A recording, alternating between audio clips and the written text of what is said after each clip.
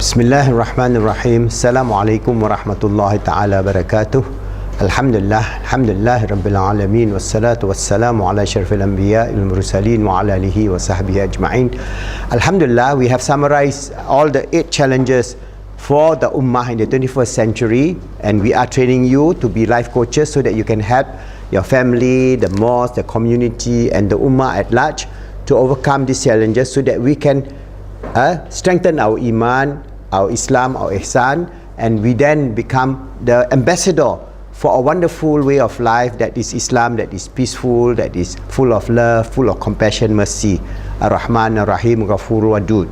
Alright, so what is important is that for us to know all these 8 challenges, and today we're going to go into the last challenge, that is the video game addiction and youth. Alright, so video game addiction now is a new phenomenon. It's only the last 15 years that is getting out of hand. Alright, initially it's just a simple Tetris game. You just play with some blocks and that kind of thing, some maze and so on, which is nothing actually, not much. It still can be quite addictive, but then it is actually very, very innocent. But now you have video games that are so violent that it results in desensitization. That's why you have a lot of problems. For example, children in school taking guns, killing their colleague or their classmate, thinking that it's just like a game. Alright, 9 years old children, because in America you can own a gun, took the gun from home and shoot their classmate. Alright, that's happening. And then you have mass killing, as you heard, over many schools in America. Alright, because of this video game addiction, because of desensitization of seeing all the gory bloody scenery where you kill somebody and then it seems you bomb something out of existence and so on. So that will lead to a change in your brain pattern as well as your emotional loci. Alright, and that is very, very, very bad and evil in the sense that you create a very insensitive human being who can be a monster in future. So what are the situations that you have in video addiction? One is video game addiction is described as an impulse control disorder.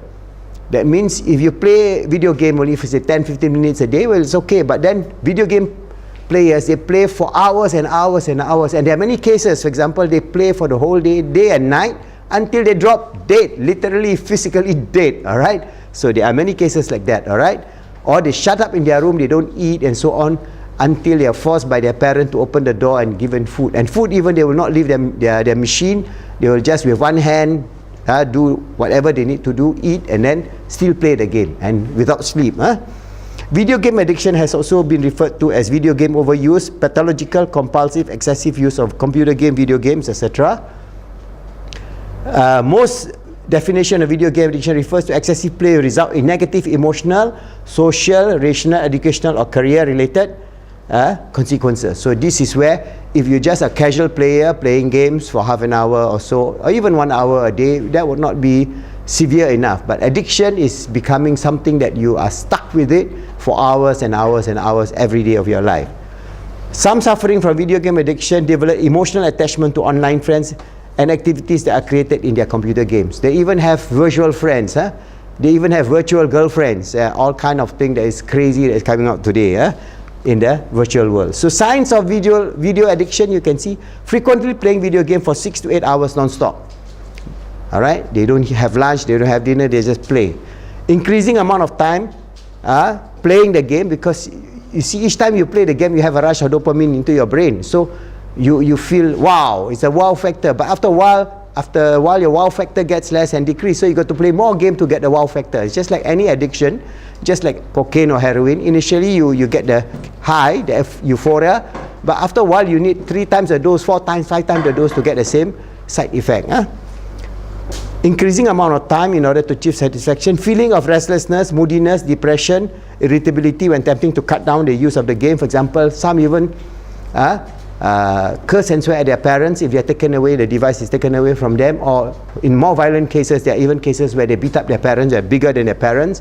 They beat up their parents because their video device was taken away. And then if that is the pattern, then they jeopardize or risk loss of significant relationship, jobs, educational career opportunities and so on, and they have also loss of social activities. So additional warning that we can see as parent or as a life coach: fatigue, tendency to fall asleep during school. So if your friend is always on this they could be on some sort of addiction, whether it's drug addiction or video game addiction. And if you find that they're only playing video game, then you know that is their problem. Not completing homework, you give them homework, they have no time for assignment. Declining grades or failing classes, dropping out of school activities, for example, club activities, sport activities, drama activities. Isolating from family and friends, so they will lock up themselves in the room. A lot of the video gamers will lock up in the room and then they play and play and play. As mentioned, only the parent would know when they stop, if they don't come out at all. And if they don't come out, they may even be dead. All right. So physical symptom, they have fatigue, migraine, carpal tunnel syndrome caused by overuse of the machine. So you have your pain in your fingers. Poor personal hygiene. So you become aggressive, all right, and being older and having low self-esteem, because if you start losing out in terms of your career or in your classwork and so on, you tend to have a lower self-esteem, okay, and higher rate of depression, anxiety, and all the related symptoms. So this also is related to sometimes to authoritarian parenting style. Some parents are so authoritarian that instead of having the child to have some sort of relationship with video game, they completely cut off. So when these people are done that way, they rebel, and then that's a situation where you have the opposite side effect. Okay, so video game addiction includes impulsivity, weaker social skills, less empathy, limited ability to regulate emotion, anger, violence, all right, and in many cases mental or psychological challenges that are very difficult, because video game literally change your brain. All right, it literally change your brain, and if this addiction is not taken care of, it is just like any other addiction. You lose control of your life and you become a slave of video games. So we are the servant of Allah. We are the slave of Allah subhanahu wa ta'ala. We are not slave to any addiction, any drug, any video. So we are His Khalifa on this earth. So we have a joyful, wonderful life, inshallah, always striving to make ourselves good, helping others to be good, and making the world good, so that we all can avoid ourselves from any form of addiction that I have mentioned in this series of videos for your life coach training program. Remember, go to our website, islamicspsychology.net. You can get this book free of charge, ebook, and then go online and become our life coach. Very simple to get yourself certified and serve yourself, serve the ummah, and even become a consultant to help others, so that inshallah this can be a way forward for the ummah as we face the challenges of the 21st century, inshallah.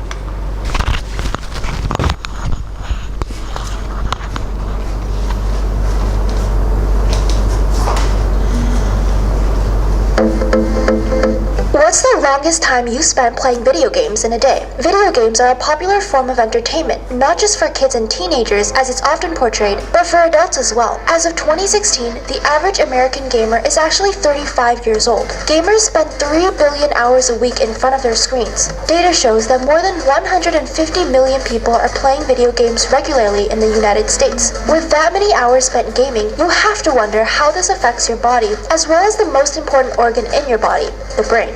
There are a multitude of factors to ponder, like how video games affect your posture, or how the exposure to blue light emitted by the screen affects your hormone regulation and sleep. But what we want to know is how it influences and changes our brain. Does it make us smarter, improve our reaction time, or does it have the potential to destroy us? Most people know that gaming can be addictive, and researchers refer to it as a phenomenon called the internet gaming disorder. But playing video games has both its pros and cons. For example, certain video games can enhance the gamer's attention and memory, but on the other hand, it can also expose them to extreme violence and aggression. Being exposed to violence-themed games will lead to desensitization and affect certain brain regions that are linked to attention and emotional processes. A study by Brad Bushman at Ohio State University found that violent games like Grand Theft Auto decrease the player's empathy towards situations in real life. In a study consisting of a large group of teenage boys, after playing the violent video game, the subjects reported significantly lower empathy and compassion when shown a photo of a female victim of domestic violence. Not only does it increase violence and aggression, but it has also been seen to increase the bystander effect in people, cause dysregulated emotions, as well as desensitization to death and moral obligations. This is troubling, as it shows that negativity and bad role models in games can shape the perceptions and behaviors of people, especially children and teens. Another downside of playing video games is that it can lead to addiction, changing the brain both structurally and functionally. When gamers are exposed to certain cues, it causes the same brain responses in areas associated with pleasure and reward as those seen in other types of addiction, like drug and gambling. Gaming can take up a lot of your time and affect other responsibilities that you have. This can cause serious issues with sleeping, eating, work and school, and lead to conflicts with others, immense stress, and deteriorating health. We have to be careful, especially since video games have become more and more accessible to us through our smartphones. Now we can play it almost whenever and wherever we want. On the other hand, recent scientific studies have found that certain video games may actually have some benefits for us. Mark Pallas and his team recently gathered about 115 different scientific studies and summarized them to determine how video games affect the brain and our behavior. The results show that not only will playing video games change the brain's performance, but its structure as well. For example, video games can lead to improvements in both selective and sustained attention. Moreover, areas involved in attention become more efficient, requiring less activation to sustain. Visual spatial ability is also enhanced, showing enlargements in the right hippocampus in both long-term gamers and volunteers. In addition, exposure to task-oriented games improve the individual's overall skill acquisition. A study conducted at the University of California, Irvine by neurobiologists saw that playing games that were three-dimensional could help increase the development of memory ability. Participants aged 60 to 80 were assigned to different groups with 2D and 3D games and completed memory tests before and after participating in the games. It was found that the 3D games improved memory by 12%, the same amount that is generally lost with age between the ages of 40 to 70. Specially designed video games, especially strategy games, seem to help fight against mental illnesses involving aging and neurodegeneration like dementia and Alzheimer's disease. These studies also seem to suggest that video games have the potential to improve mood and memory in those with mild cognitive impairments as well as depression. Video games are still quite new, and so is the research on it. Pallas says, "We focused on how the brain reacts to video game exposure, but these effects do not always translate to real-life changes. It is likely that video games have both positive and negative aspects, and it is essential that we embrace this complexity."